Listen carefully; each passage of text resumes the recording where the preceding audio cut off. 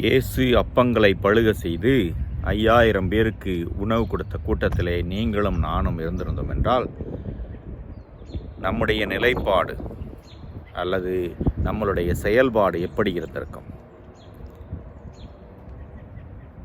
புதுமையாக கொடுத்த அந்த உணவை உண்டுவிட்டு மீண்டும் உணவு கிடைக்கும் என்று ஏங்கியிருப்போமா? அல்லது இயேசு இந்த புதுமை செய்தார், அவர் முடிவில்லா வாழ்வை பற்றி பேசுகிறார், அந்த முடிவில்லா வாழ்வுனா என்ன என்ற கேள்வி வருமா? அந்த கூட்டத்திலே நாம் இருந்திருந்தால் நம்முடைய நிலைப்பாடு என்ன என்பதை யோசிப்போம். மற்றொரு விதத்திலே ஒவ்வொரு நாளும் நாம் செய்கின்ற செயல்கள், நம்முடைய பேச்சு, செயல்பாடு அழிந்து போகக்கூடிய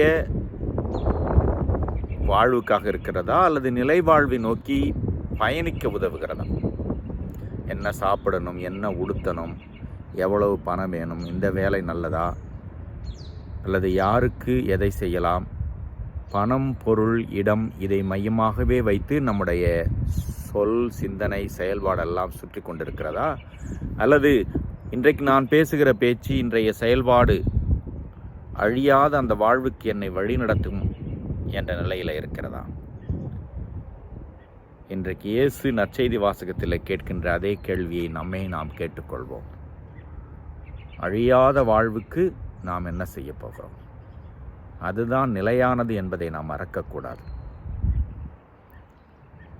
உணவு தேவை, உடை தேவை, இருப்பிடம் தேவை, பணம் தேவை, பொருள் தேவை, ஆட்கள் தேவை. ஆனால் இது எல்லாமே அழிந்து போய்விடும். முடிவில்லா வாழ்வும் தேவை, அழியாத வாழ்வும் தேவை. இந்த பணம், பொருள், இடம், ஆட்கள் எல்லாம் அந்த அழியா வாழ்வுக்கு நம்மை வழிநடத்தும் என்றால் தேவையான அளவு வைத்துக்கொள்வோம். நிலை வாழ்வு ஒன்றே நிலையானது என்பதை நாம் மறக்க வேண்டாம்.